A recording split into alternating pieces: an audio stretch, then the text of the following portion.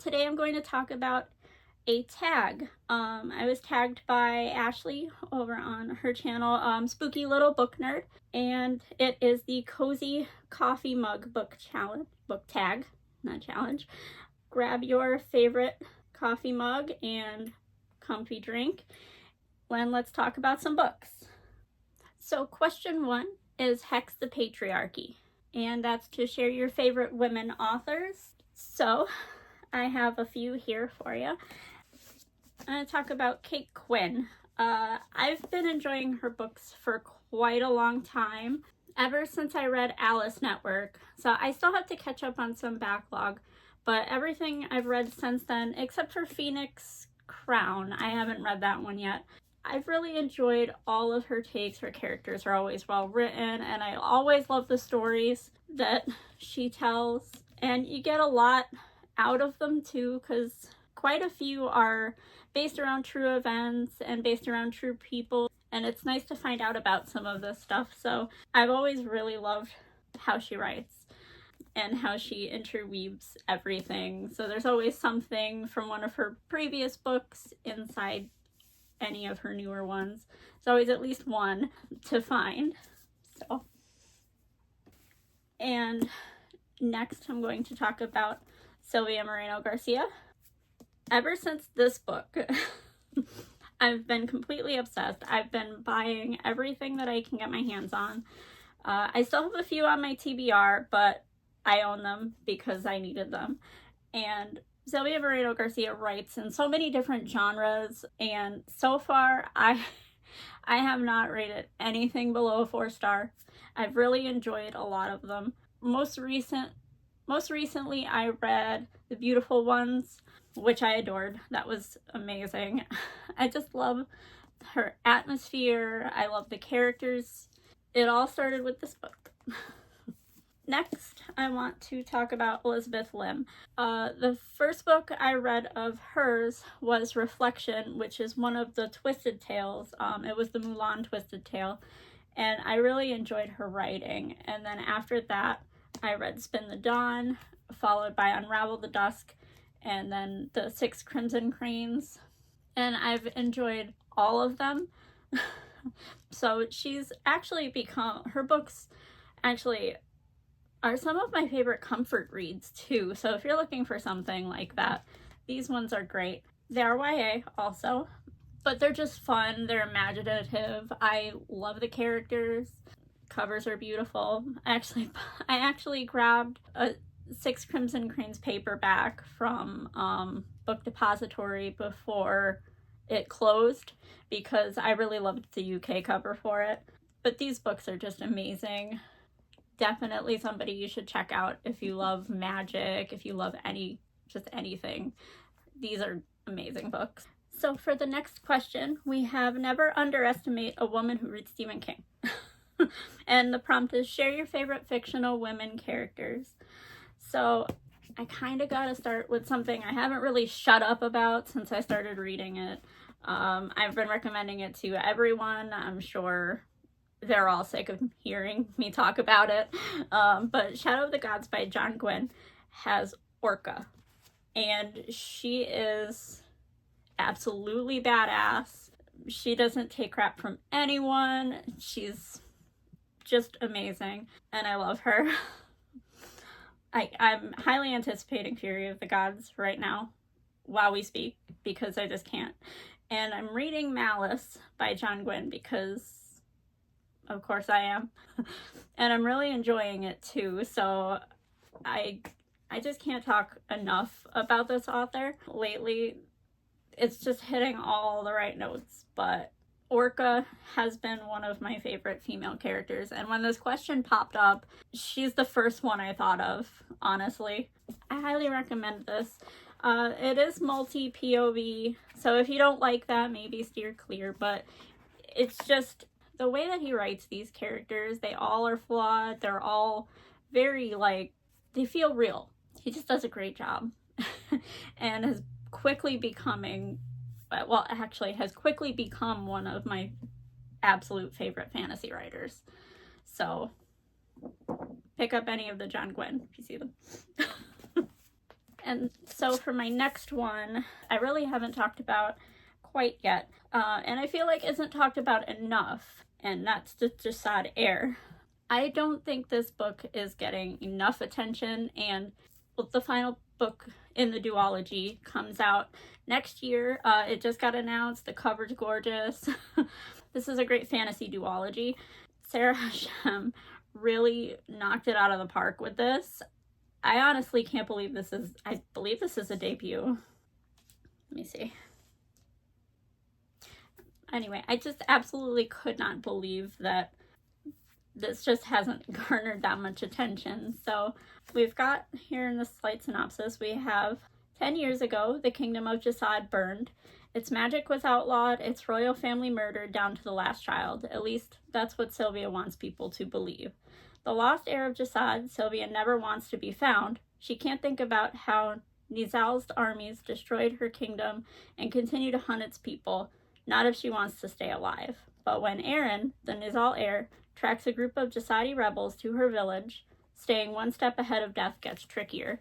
You follow Sylvia all through this book as she tries to not be who she is, and just her struggles and her problems and how she deals with them and how she deals with the magic that she has. This is just a gorgeous book, and I just can't talk about it enough. Like it's gorgeous, and I want people to read it, and I don't want to give too much away. I honestly think this book needs way more attention, so I highly recommend it. And next we have Edgar Allan Poe. Share your favorite Gothic book or story. I have two that I could think of, like, off the bat. And that one of them is Mexican Gothic. That was the one I was mostly going to talk about. But also, when I was thinking of Gothic, I thought of this one is One Dark Window and Two Twisted Crowns. Rachel Gillig really did something special with these. One Dark Window just blew me away. I love the magic system. I love the characters. But if it's even possible, I love Two Twisted Crowns almost even more. Like, they were both so amazing. And it's a duology, so completed. So in this, you follow Elspeth Spindle. It says, Elspeth Spindle needs more than luck to stay safe in the eerie, mist-locked kingdom of Blunder. She needs a monster. She calls him the Nightmare, an ancient mercurial spirit trapped in her head. He protects her, he keeps her secrets, but nothing comes for free, especially magic. And you're not allowed to have magic in Blunder, so if they find out about you, you're in deep trouble. So I think this is just an amazing read. I probably keep using that word a lot today, but we're talking about favorites. So this just absolutely blew me away. I loved the atmosphere. She was very, very good at writing the atmosphere. I felt like I was there. So the audiobook for this was fantastic. I listened to it first. I didn't read this one physically, but I did read this one physically. And then later I listened to the audiobook, and both were really good. This duology is amazing though. Just dark, gritty, absolutely beautiful. I love the magic. I can't stress that enough. I love the magic system. It's so different from anything else that I've read, and I think that if you give it a shot, you might like it too. So that's One Dark Window and Two Twisted Crowns. So if you are on the fence about this, please, if you like any of the books that I've read, you might love this too. Okay, so our next one is Swiftea, and it says name your auto-buy authors. So I wanted to actually do a video about that. So I've actually listed a few here that are auto-buy. I will buy them immediately whenever the books come out. I don't even care what they're about. So that's Sylvia, Mareno, Garcia. I bought everything. Just about. There's some of the backlog that I haven't gotten yet, but I'm looking for them, so I'll get to them eventually. Elizabeth Lim, I buy every single one. And Rachel Gillig actually just became an auto-buy, because I am so looking forward to The Night and the Moth, which comes out. I will absolutely buy that. And if Sarah Hashem has any more, I will. But another one I think I've talked about also is Paul Tremblay.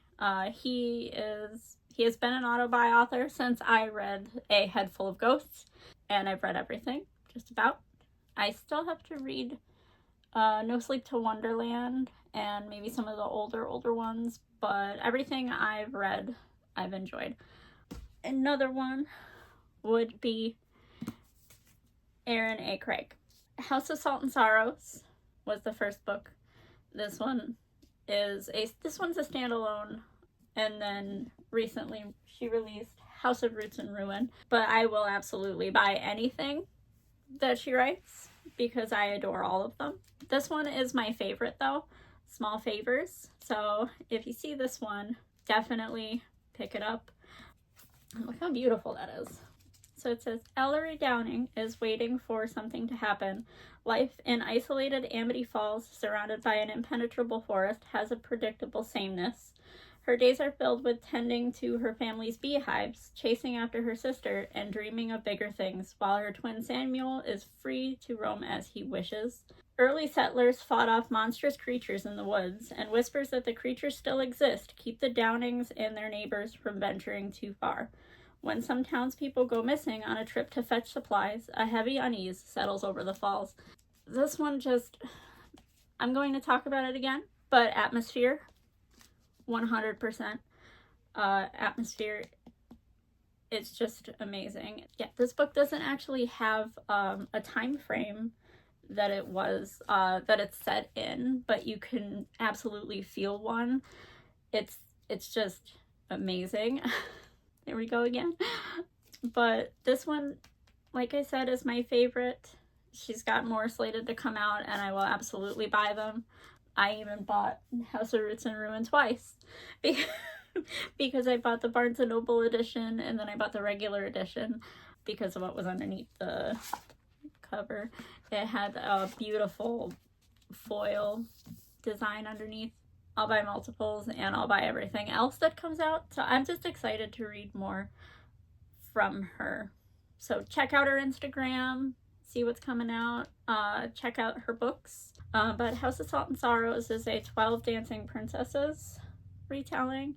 There's ghosts, there's dancing, there's death. I highly recommend this if you're on the fence, or if you've heard of it and just weren't sure if you wanted to get it, just go check it out. I highly recommend it. I read this the first time, and then I reread it again, and I actually loved it even more the second time. There was just a lot there that I was able to pick out to the second time that I didn't pick out the first time. So a lot of times rereading actually might help you out, but Aaron A. Craig is definitely one of my auto-buy authors as well. So now I got a big old stack of books over here. So the next is like a Camp Crystal Lake. Share a book that makes you feel nostalgic. And I don't know if I'm going to explain this the right way.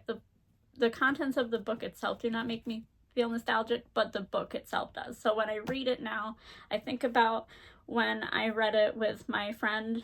We read this so much when we were younger, and it's actually become a comfort read for me, and that is The Shapeshifters. The first book, Hawk Song, is my absolute favorite. I don't really remember the others as much, just because mostly I go back to that first book when I'm in need of a comfort read, and by the time I've read it, I feel a little bit better. There's just something about it, so possibly just the writing, the characters, but it just makes me feel nostalgic for when we used to sit in her room or go to the library together, and a lot of it just dredges up feelings of comfort because we used to read this together, and we still talk about it sometimes because I think it might be a comfort read for both of us, but this one makes me feel nostalgic because of that. So you could tell this one's seen some love, but I actually even downloaded it on the Kindle app just to have it whenever, or like if at night I can't sleep, sometimes I'll just open the Kindle app and read a little bit to help me fall asleep. This helps me out when I'm feeling really, really stressed or really anxious, sometimes I'll just go back to it for that and the feelings that it brings back. So hopefully you're enjoying this video. I've enjoyed picking out these books. Some of them were a little bit harder than others, but like trying to think of what books made me feel nostalgic. That one kind of just stuck out to me. It's because I read it a lot, and there's a couple of others that I may have mentioned, but that's why they do. It's kind of nice talking about some of the books that I haven't really talked about too much, and that's one of the things I want to highlight sometimes in like the near future. I wanted to make some videos about like underrated books or books people haven't really talked about, and books I want to talk about with people, because sometimes you never know. There's so many books out there and you can't find them all, you know what I mean? A lot of people recommend sometimes the same ones. So finding some of those obscure books, that's what I was thinking of. If it might be something you're looking for, or and people just don't talk about it, or like things like that. So I hope you'll join me for some of those, and I hope you're having fun listening to me ramble about some books. So our next one is Happy Halloween, and it's to share a holiday themed book. I don't really read too many holiday themed books. I've read a few, and one of the ones was actually kind of a cover buy. It was like a random cover buy, and it was actually kind of because some of the authors that wrote some short stories in this one caught my eye. I'm actually going to go full on Christmas, and I recommend Hark, the Herald Angels Scream. And see here, we've got like a stellar list right there, and I can say I remember my favorite story in this was actually written by Sarah Pinborough. And it's actually the first thing I've read by Sarah Pinborough, but I do have a few back there because I want to check them out. This one, look at that cover. I was totally in my horror era then. As it's winding back up, so I'm definitely probably going to be talking about a lot of horror books soon, just because it's getting to that season. Spooky, horror, supernatural, witchy, all that's probably coming up. Hark, the Herald Angels Scream was a lot of fun. I think overall, if I remember right, this got like a 4-star from me, because it's really hard to rate a whole book on the short stories. But I thought they were fun, and my favorite one was by Pinborough, and I think it's the last story in here. Absolutely, it is the last one in here. So her story was called The Hangman's Bride, and I absolutely thought that one was like a great way to end this. So I recommend this one around Christmas time if you're looking for something spooky. The next one was the toughest one for me. It's called This Mug Contains Magic, and it's share a book that you enjoyed that is outside of your comfort zone or typical genre. And I don't really have one of those. I will try anything. I've read memoirs, I've read nonfiction, I've read true crime, I read thrillers, horror, fantasy. The only one I don't read as much is romance. So I tried to think of some of the romance ones that kind of got me, and I remember Book Lovers, actually, and The Unhoneymooners were two of the ones that I've read that I've liked. I think I gave them both 4 stars, and they made me actually want to check out a couple of the other ones by some of the other authors. So like maybe sometimes if I'm feeling like a good palate cleanser in between, sometimes I'll listen to those, which I did. I listened to them on audio. I don't have them physically. So I think those are the ones that I'm going to go with, just because I don't typically read that genre. So finding really good ones like those two, I had a lot of fun with them. They were great. They made me want to read some more. So I think I will try more Christina Lauren. So Book Lovers was an Emily Henry, and I did try People We Meet on Vacation, but I if I remember right, I might have DNF'd that one. I don't think I liked that one quite as much, so I was like, nah, I'm just gonna step away. So if you have any suggestions, go ahead. I'm willing to give some regular romance a try. So if you have a favorite, let me know what it is. And then prop number 8 is to tag some bookish friends. So I will do that down in the description. Thank you very much for joining me on this. We talked about a lot of books today. And I hope you find some that you like. I want to try to do some different types of videos, but it was a lot of fun to do this tag. And to try to think outside the box, because there were some questions that really made me think about it. And then there were others that I immediately knew I had to talk about, like Sylvia Mareno Garcia. If you're feeling in the mood for the creepy books, Mexican Gothic, if you haven't read it, is one of my favorites. I will talk about atmosphere all day long because that's important. It really sucks you in there, and she's really good at giving those feelings of creepy and eerie and just being in that type of environment. And the same thing with Rachel Gillig. There was always a kind of, you could feel the atmosphere. And the same thing with Aaron. I can't talk enough about some of these authors that I don't really hear them spoken about very much. And Sarah Hashem, definitely give this a try. I'm going to be rereading it next year before the next book comes out. I just absolutely had to get this Illumicrate edition because I hadn't had Illumicrate when this box went up yet, and it's still on there. And this book just has my whole heart, and so do these. These are all amazing reads, and they're all amazing authors. So like I said, thank you for joining me, and I hope you had fun. And anybody that I tagged, please don't feel like you have to, no pressure. And I hope you had fun, and I hope you enjoy your cozy drinks. Until the next one, bye.